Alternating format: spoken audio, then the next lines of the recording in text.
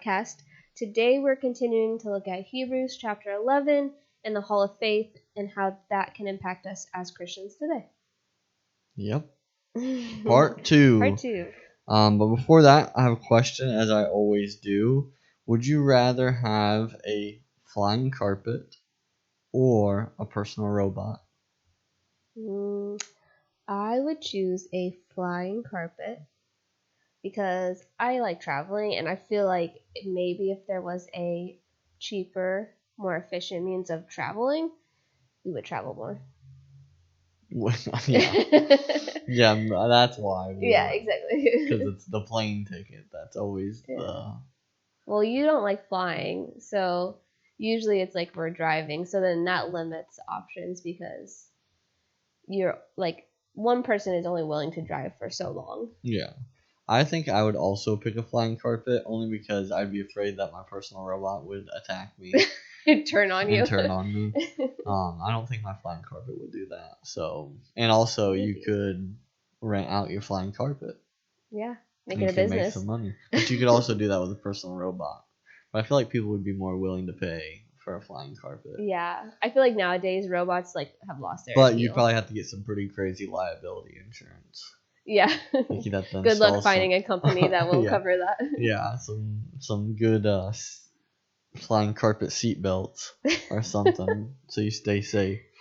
But like you said, we're starting part 2 of this series of the Hall of Faith, and we're going to look at really 3 different individuals today, and just how they made it into this book. Right? We saw from last week, we saw Abel and Enoch, and we've seen through their stories that that by their faithfulness God blessed them. And even in Abel's, we see that God blessed him even though he had died and was killed and he was murdered. His story still speaks to us today. Why? Because of his faith. And even with Enoch, we see that God just takes him home, and it inspires us that faith motivates God to take care of his children. And so much so in Enoch's story, he just takes them right up. Like he never experiences death, which is a reminder that by faith, through Jesus Christ, we too don't experience eternal death or hell or the grave in a spiritual sense, but God takes us up, gives us eternal life, and he's defeated the grave in our life. That's all done by faith, right? That's putting our trust in God. And here we're going to see just this picture in all these 3 categories of just how faith does not only those things, but will do different things in our life. And I think that's what we're going to learn throughout all these different individuals, that faith doesn't just give us eternal life, but it motivates many different things in our life and leads to many different things in our life. And we're going to see that here in these few verses. Mm-hmm. So these 3 individuals, unlike last time, have much larger stories. Yes. So there will be a little bit more to dive into. So we'll see how long this one goes. But the first individual that we're going to be reading about, it starts in Hebrews 11, verse 7. It says, "By faith, Noah, after he had been warned about what was not yet seen and motivated by godly fear, built an ark to deliver his family. By faith, he condemned the world and became an heir of the righteousness that comes by faith."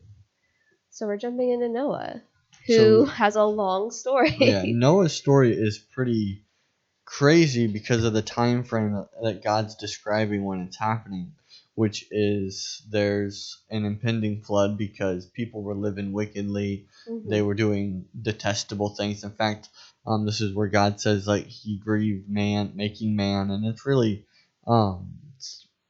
tough stuff. And that's what Genesis chapter 6 verse wherever it is verse 9. I'll just start in verse 9. It says this he says he's regretted that he's made man and that everyone's been doing wicked things, and there's not one person on the face of this earth that's following him, that loves him, that cares about him, except in verse 8, actually, it says, "But Noah found favor in the eyes of the Lord." And then verse 9 says, "This is the account of Noah and his family. Noah was a righteous man, blameless among the people of his time, and he walked faithfully with God." And then it goes on to talk about his family and some other things too. But I think it is pretty, Noah's story is pretty wild because something happens in his story that never happened before, which is rain, right? It has never rained before, ever. And now, like, God's coming to you like, "Hey, it's going to rain." You're like, "Well, what's rain?" It's going to be a huge flood, and you're like, what is that? Yeah, and then he tells them to build this ark, and I can almost imagine nobody has ever built a boat, let alone an ark, because again, maybe a boat, but there was no reason to like prepare yourself for any like impending flooding or anything. Yeah. Like you wouldn't even really know what a flood was, just by the way that the earth was at that time. And I think like for Noah to do what God commanded him to build this ark, which took a while, like it wasn't something that just happened in a day. And I think that's inspiring for us to know that by faith, doing things by faith, sometimes it's not just like a moment, like it doesn't happen instant, right? Sometimes like walking by faith is our entire life. It's not something that you do on a Sunday and you put it to the side Monday through Saturday, right? We walk by faith every single day, right? And Noah was that type of person. Noah was a person that faithfully walked with God every single day. That's why God said he was a righteous man of his time, right? The righteous man of the time. And I think that is encouraging for us to know, or at least should help us persevere even when maybe things aren't as immediate as what we would hope. Because I can imagine the people of the time saying things like, "Well, what's this guy Noah doing? Like, why is he building this thing?" Right? He's saying that God's going to flood the earth or whatever, right? That's why he's doing it. And it's been forever and it hasn't even happened. Like, it's never going to happen, right? Sometimes we have that same mentality where we know the Lord calls us to something, but it doesn't happen overnight, or it doesn't happen in a week, or it doesn't even happen in a year. And we sit there and we are maybe discouraged to stop walking by faith, to stop doing what God wants us to. And I think that's what we begin to see in Noah's story. Well, and with Noah's story too, I know like for sure in chapter 6, verse 22, but I do believe it says it somewhere else as well. We know that Noah is obedient because it says like he gets all these instructions. God tells him all these things to do. And it just says, Noah did this. He did everything that God had commanded him. And it's one of those, like, that alone just shows his faith because, like you said, like, no one else has built something this large. Like, and it's just being like, okay, well, I'm being told that this is going to happen. Never seen anything like this before. God has now given me very detailed instructions on how to build this ark. And he just does it. Like, he doesn't question it. He doesn't. Like, you don't see him being like, oh, well, like, you sure I need to build it, like, exactly like this? Like, can I, like, do a shortcut? He just goes and he does it. And I think that's something, too, that just stands out in the sense of, like, we just see this obedience and how, like, faith and obedience really do go hand in hand. I mean, we've seen it in other stories throughout the whole Bible of just whatever God calls you to, trusting that, like, his plan is better. His plan is, it's going to be bigger than yourself. But if you trust the Lord and are faithful to follow what he's calling you to, like, he's going to bless you. And we see that with Noah here. Like, he goes and builds this ark, and exactly what happens, or what God says is going to happen, happens. Like, the flood comes and destroys everything. But we see Noah and his family are safe on this ark because he was faithful and did what God called him to. And God kept his promise that he was going to protect him and his family through this moment here. Yeah, and you see what really this shows me too is that real faith produces something, right? Faith just doesn't sit, right? It does something, right? James talks about it like faith without works is dead. Like, that's the idea. Like, when someone has real faith, genuine faith in the Lord, trust in the Lord, that produces action in their life, right?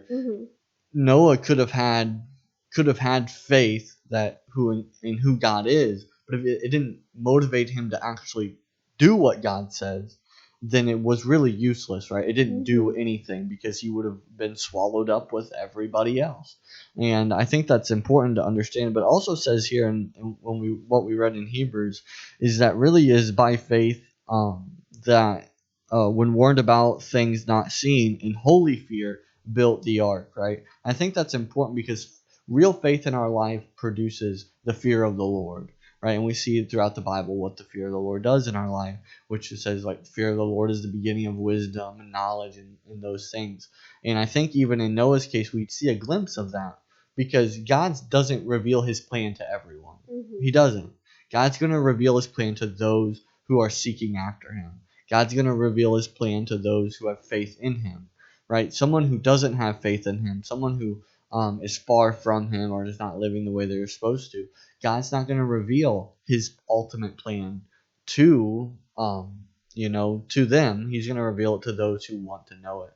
And that's really what I see in the story of Noah. But also, like, throughout this book of Hebrews, we're going to see glimpses of Christ. And I think this part is so wonderful to know, is that it is by faith, when we put our faith in Christ, right, he becomes our ark, right? He becomes our salvation. And that's the glimpse that we're seeing with just what this writer of Hebrews is trying to tell us with the story of Noah, is that by faith, Noah put his faith in God. He built this ark.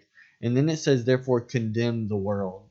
Meaning that when Noah put his faith or whatever, his trust in the Lord, in essence, he was therefore condemning the world by the way that he was living, right?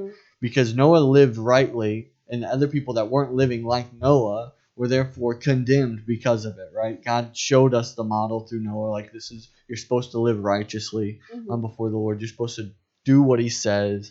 You're supposed to have faith in him. And I think, like for believers today, the same thing ought to be true of us, right?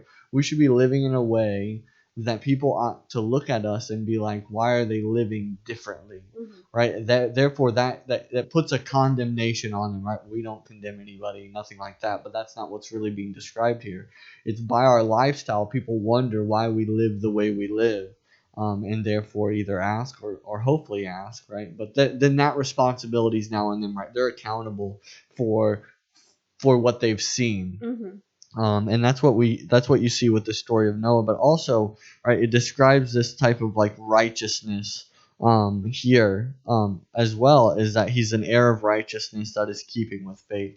That also shows us that by faith, right, we receive righteousness. And you're going to also see this with the next story as well. And then, really anybody can say this, right? It's not just Abraham, it's not here just Noah, but we as believers, because we put our faith in Christ, can now say we are heirs of righteousness, right? Christ has given us his righteousness, and we can stand before God and be seen as righteous, right? We can't do that on our own. Noah couldn't do that on his own.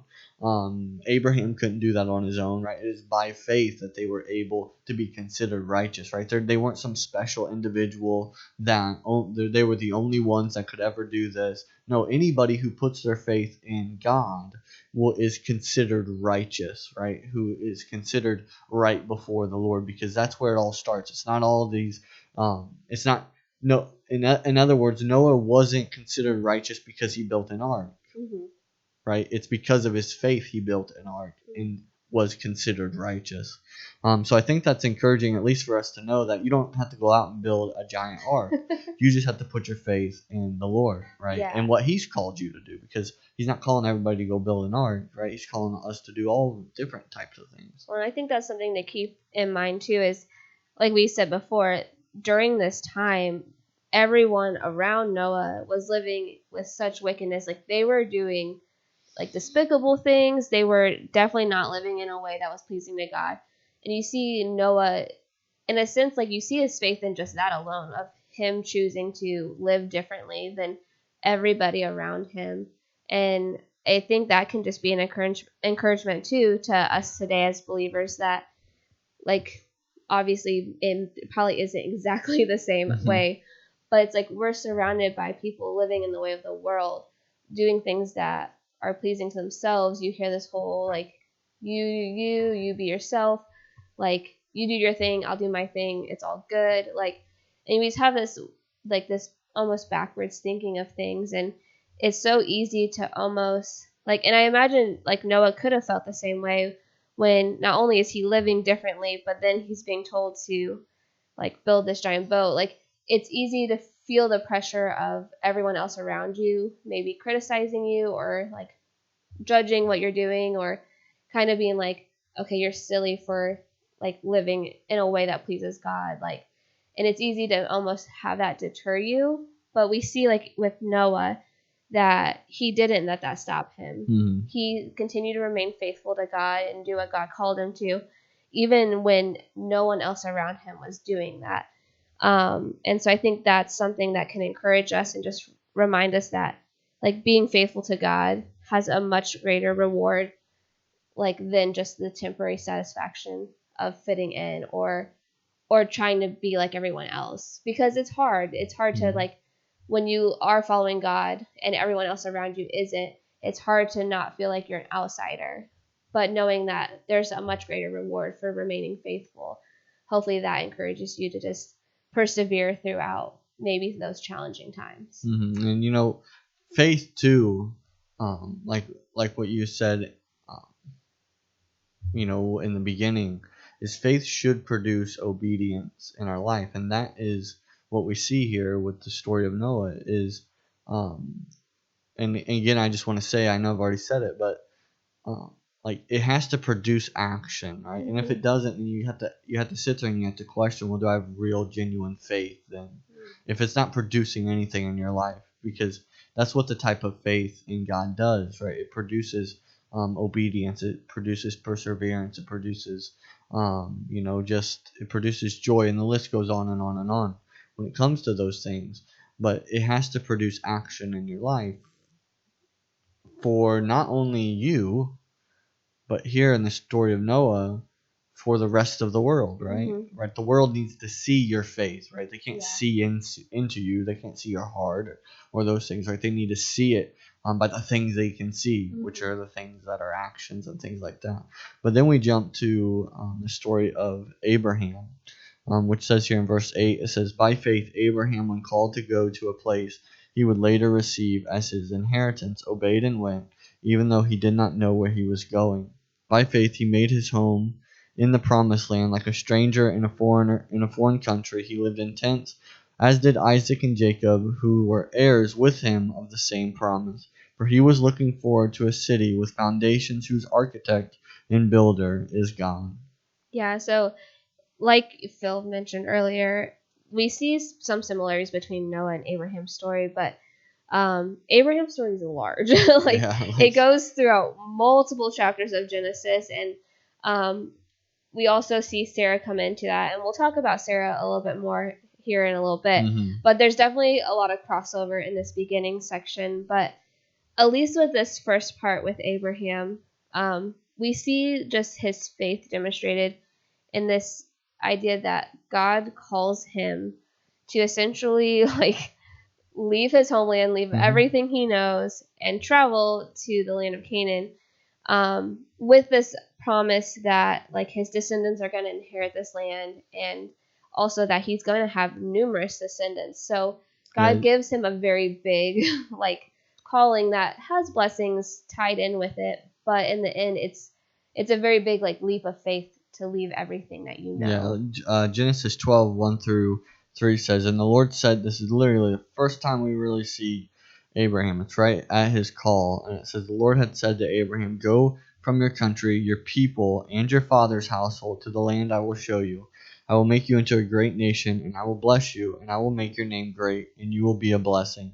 I will bless those who bless you, and whoever curses you I will curse, for all the peoples on earth will be blessed through you." Right? This is Abraham's promise. Mm-hmm. Yeah, he gets, and like that's the thing is, I feel like for Abraham, when you read that, it's easy at first to be like, well, of course you're going to go do all these things because God said he's going to give you this amazing list of blessings from it.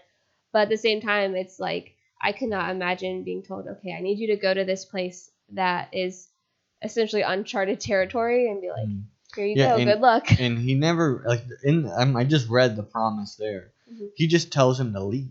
Yeah. He never really tells him where he's going. Mm-hmm. Eventually, like, we see a lot more direction and things like that. But here at his initial call, just pack up and go. Yeah, he just says, pack it up. You know, it's time to leave. It's time to leave this. And then I promise you this, right? And when God calls you to something, he always tells you a promise, right? He's always going to give you a promise.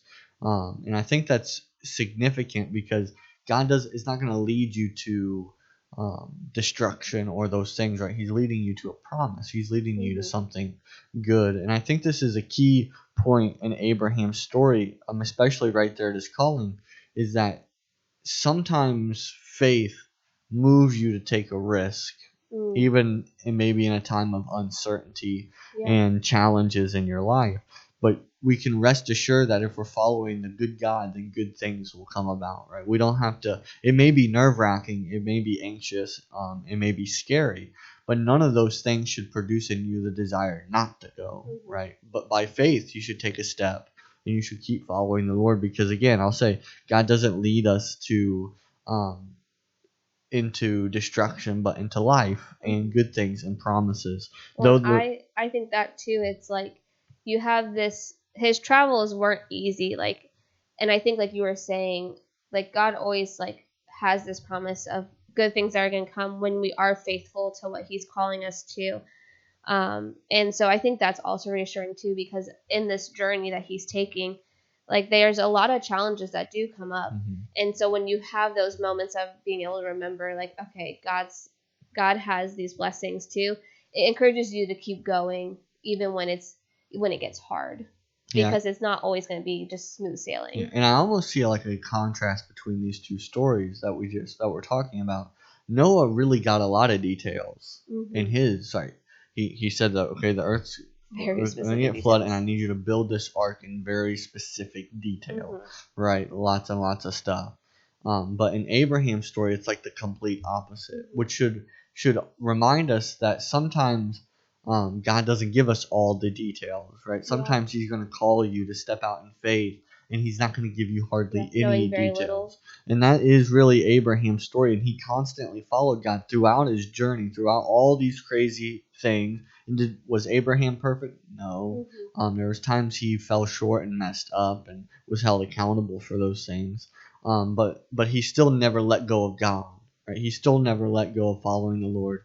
And that should be also encouraging to us, that even when there are bumps in the road and there's maybe lapse or lack of faith or whatever, and we'll talk a little bit more about that too, but that we need to keep going, right? To not retreat or run away or whatever we may be tempted to do in that circumstance, but to keep following the Lord. And God will bless you for it. And just like He blesses Abraham for it as well. But patience and perseverance are essential components to faith. They are some of the most important things, because there's always going to be a moment in your faith journey to want to retreat and want to go back. And remember, that's what we talked about last week too, which is the whole reason why the author is writing this chapter, is because in the previous chapters he's encouraging not to backslide, not to retreat from the faith, not to denounce their faith, not to run back to the law, those types of things, but to keep going, right? To keep having perseverance, to keep enduring the hardships, because faith is worth it, right? Faith in Jesus Christ is worth all those things, and all the hard parts of the journey, because there's a promise on the other side. And that is the story of Abraham, right? There's a promise on the other side, a promised inheritance.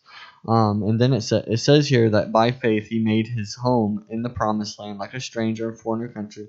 He lived in tents, as did Isaac and Jacob, who were heirs with him in the same promise.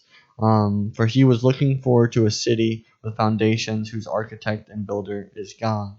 Right? And this is an important part too, because they were in the land for moments where God had promised them, but yet the promise wasn't all the way fulfilled.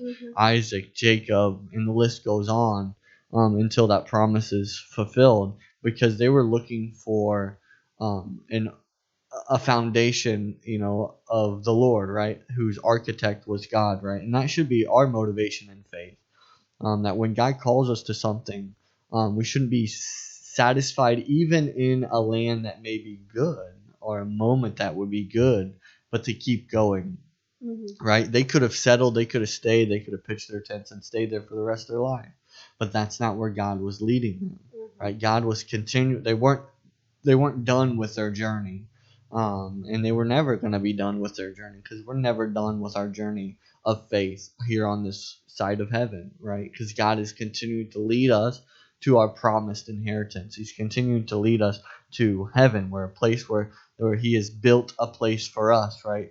And that's where whose architect is God, and His foundations are built from the Lord, and all those things, right? That should be encouraging. That should be motivating us to keep going, right? To keep having faith, to keep remaining in the promise, to give us hope and assurance, to keep going even when things are uncertain and maybe difficult in our life, to maybe want to retreat or whatever, maybe going through our heads. Yeah, and I feel like, so we keep saying it, but I feel like Noah and Abraham, these stories that we're seeing do have such similarities and also differences, but it's just, I think, similar to Noah's.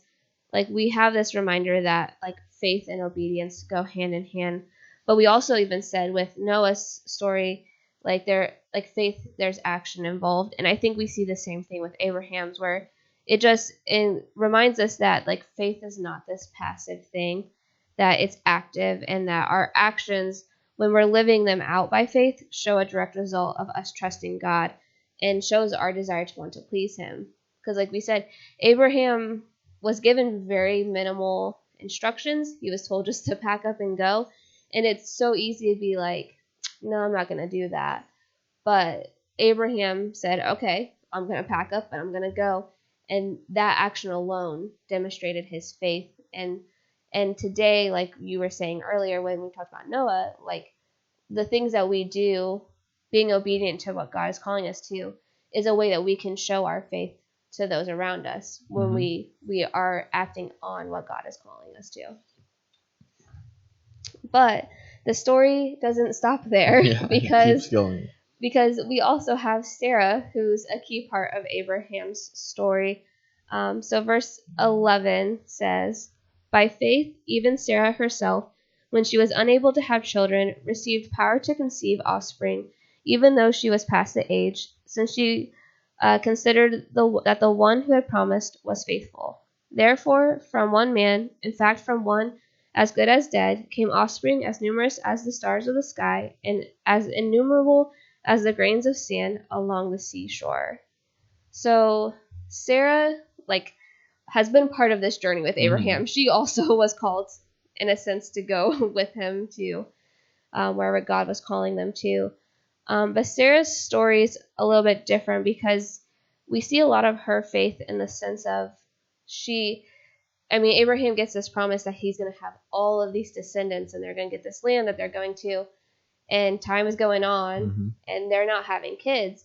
And we know that they're older in the sense of the time frame that they're living, because people lived a lot longer. But we see this moment where, like, Sarah didn't have a perfect faith, and there was definitely moments where her and Abraham tried to take things into their own hands and try to control the situation. But ultimately, we see that, like, God had this promise that they're going to have these numerous descendants. They're going to come from Abraham and Sarah, and we ultimately see God keep that promise when she is able to conceive and give birth to Isaac. And God promises her, and Abraham in Genesis 17:16, which says, I will bless her, and I will surely give you a son by her. I will bless her so that she will be the mother of nations, king of the peoples, and king of peoples will come from her. Right? This is the promise that goes with the promise that Abraham was given. That, again, like you said, that his descendants would be as numerous as the stars and the sands on the seashore, and all those other things too. And Sarah, there's a moment of doubt not only with Sarah but also with Abraham. Yeah. Right? He literally says to God, well, he laughs and says, how can I, a man of 100 years, and Sarah, a woman of 90 years old, be able to conceive and bear a son? And God reiterated the promise and so on and so forth. And then there's a belief there, and I think that is a good reminder that even despite our doubts, even despite maybe our lapse in faith, that God still fulfills His promise, right? God still's faithful even when we may be unfaithful, as long as that person is still clinging to the Lord. And I think that's what we see with Sarah's story, is that she ultimately still believed God could do it, even if there were moments of doubt. And I think a lot of people who have went through this type of thing in their life probably understand this exact feeling and this exact part, which is you may know God is faithful and know that God can do it, but then there's parts of you that also think, well, will it ever happen? Like, there's no way it's going to happen, right? It's an impossible thing. That's what I like too. It's like we get this moment with Sarah, which, for one, it's just cool because you're like, okay, so there's also women being mentioned in this Hall of Faith. Yeah. But I think that it's almost encouraging in the sense too of Sarah's faith, like you said, she had moments of doubt. So I feel like it gives you this idea that she didn't have a perfect faith. It wasn't necessarily she was just 100%, no questions asked, no doubt, no fear. You see these moments of weakness within her story and with Abraham as well, where it reminds you too that these people who are listed, they're humans. They're real people who have doubts and have fears. And I think it can just be one of those things where it reassures you that doubt and fear is always going to creep in, but don't let that control you, because in the end, like you said, she deep down knew that God could do these things. Yeah. And she still believed that God would keep His promise. But you still see that she processes very clearly that those moments of doubt, and does some things that she probably shouldn't have done. Mm-hmm.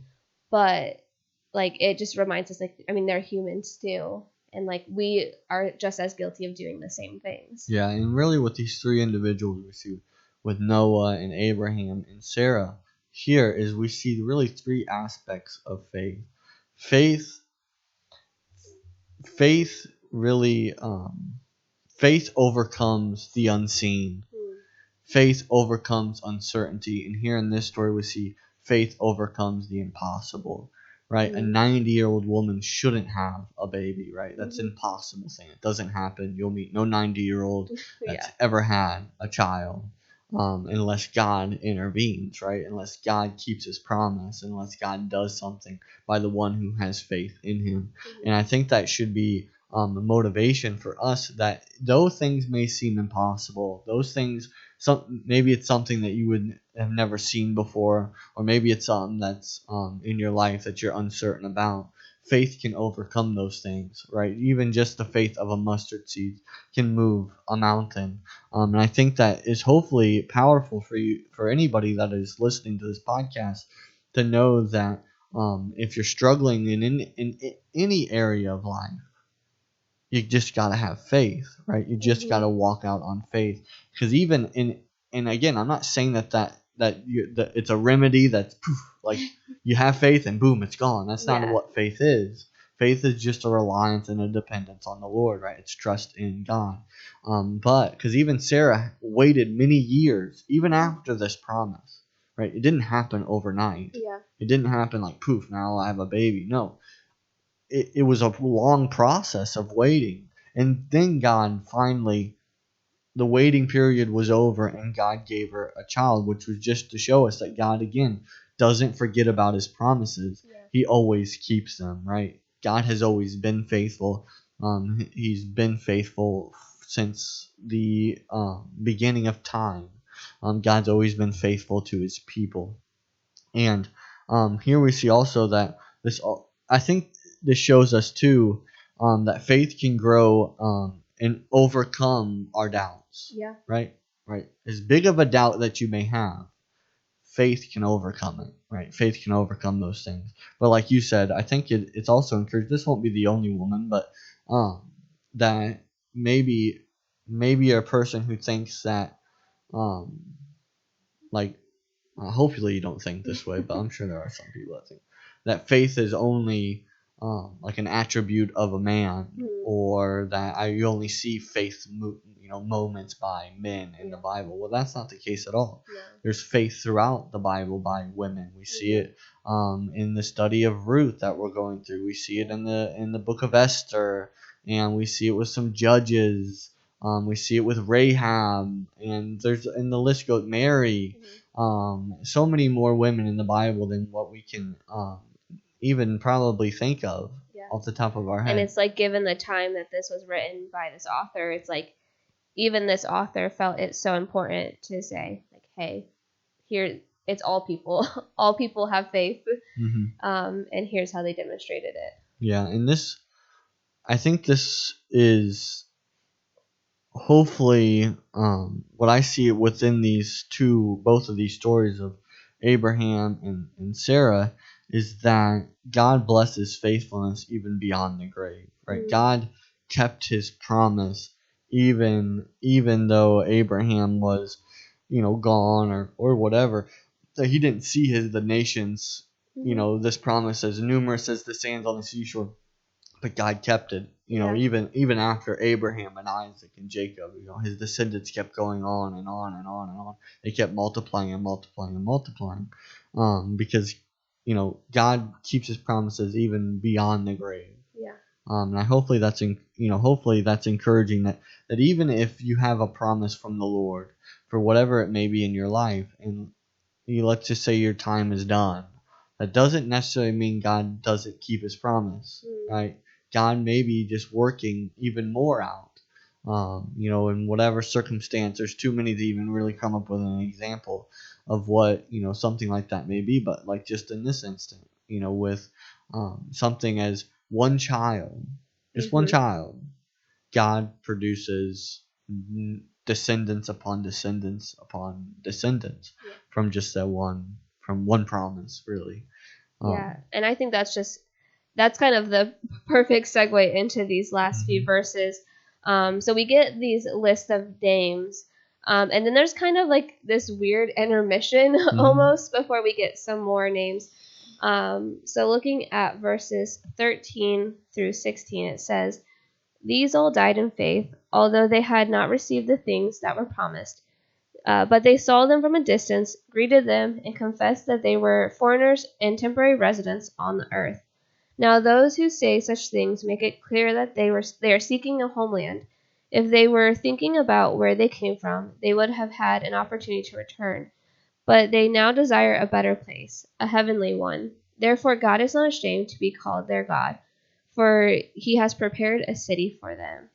So I think like that fits in so well with what you were saying. Is so like the 5 individuals that we've already like looked at their stories, learned about, they all lived with this faith that really was like kind of this like looking forward faith, because they were trusting God with things that maybe they didn't have the full picture of, or they couldn't fully understand in the moment, but they were giving their full trust and faith in God and obeying him in whatever he was calling them to.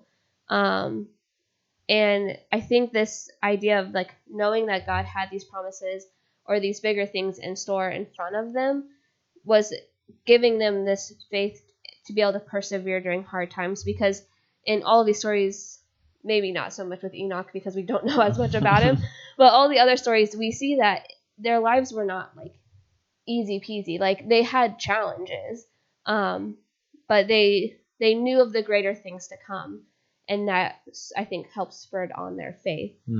You see too, from the last part that we did, was that faith is the only way to please God, but also faith produces in us the desire, or not the desire, but the ability for God to call us his children, right? It's only by faith that we are called the children of God.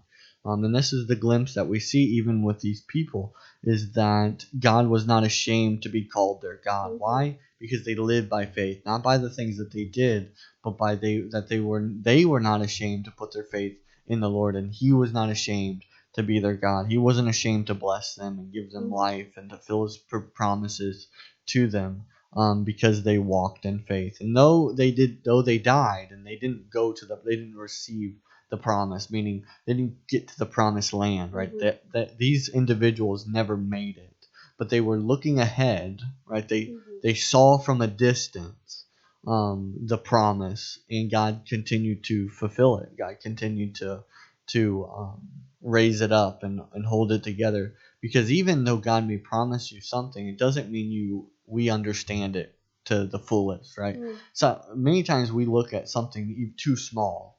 Well, God looks at it even much grander Yeah. than that, right? I can't imagine that Abraham would have thought this is exactly what this promise meant.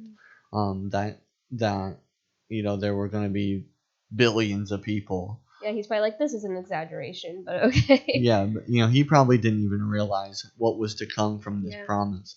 But because they put their sights on that, God blessed them for it, right? God blessed their faithfulness. And we see that this is exactly what in the book of Romans describes how people are saved, right? In the Old Testament, they're not saved any different than we are today. Is they put their faith in God, in the Mhm. promised Messiah, and we put our faith in the promised Messiah, who is Mhm. Jesus Christ. Right? They were not saved any different than we're saved today. Yet here we see the promise. We see Jesus. We know who He is. They didn't know who He was, but they knew He was coming. Yeah. And they put their faith and trust in that. And here, this should help our perspective in life. With these few verses right here, because their minds were set on heavenly things. Mhm. Their minds were set on eternal things, what faith should produce in our life. The problem is we so often don't focus on those things, and therefore our faith becomes not as ignited, right? Mhm. It's not as big, or it doesn't impact as much because we're still focused on earthly things rather than eternal things. But these guys were focused on heavenly things, eternal things, and they were able to see awesome things from the Lord. And so are we when we put our faith in Him, when we live by faith. And this should influence our daily decisions and our priorities in life. Where we put our faith, where we put our focus on, where we make what will we make our priorities in life. It shouldn't be on the earthly things. It should be on the heavenly things, the eternal things, the things that are unseen, and the things that are not seen, right? Because those things are temporary; they'll fade away. But the everlasting things, the things that are unseen, will last forever, right? They are eternal things. And again, I'll say, living by faith pleases God, right? Yeah. He honors people that live by faith, that walk by faith, right? So a person, so maybe you're asking, well, um, what happens when I lose sight, right? Well, just go back to your Bible, Mhm. go back to these stories of how God keeps His promises, and let that enrich your spirit to know that, oh, if God keeps His promises for Noah, for Abraham, for Sarah, then He's for sure going to keep His promises to me as well, if I walk in faith, if I live by faith, just as these individuals did. Mhm. Yeah, and I think just like you said, just reiterating that verse 16 where it says, "Therefore God is not ashamed to be called their God." I feel like that alone, hopefully that encourages people. I know it encourages me to just want to live in this way that I can live through a faith that is pleasing to God, where God would say the same thing about the way that I lived. And it's like we have these examples to go off of, and it's so easy to be like, okay, but if I was in Noah's shoes, I could never do that. But it's like you think about the circumstances in your life and these things that God's calling you to. Am I being faithful to do exactly what God is calling me to, no matter how big or small it might seem? And hopefully, like, you're feeling encouraged to faithfully walk in the way that God's calling you, and then having God be able to say that He's not ashamed. Mhm. I think that it can almost be a little intimidating, but I feel like it feels more like an encouragement of, well, I want to live to have a faith like these people so that God can say the same thing. Yeah, and just to close out here, just as they said that they were looking for a country their own, but then say in 16th beginning, it says instead they were looking for a better country, a heavenly one. This is where our eyes should be. This is where our focus should be. Have faith that God will keep his promise and that God is leading you to a better country. God is leading you to a heavenly one. So keep walking in faith. Let faith conquer, or whatever word you want to use there. The things that are unseen, the things that are uncertain, and the things that are impossible, because that's what it can do. If the faith of a mustard seed can move a mountain, it for sure can do the impossible in your life. So that concludes our episode for this week. Go ahead and like and subscribe. Tell us if you would rather have a flying carpet or a personal robot. Also, if you have a question for us that you would like us to answer, just you can comment down below, and we will do our best to answer whatever question that you may have. How we start out our episode. But just make sure you subscribe, share this episode with somebody, and as always, thank you for listening to the New Life Podcast.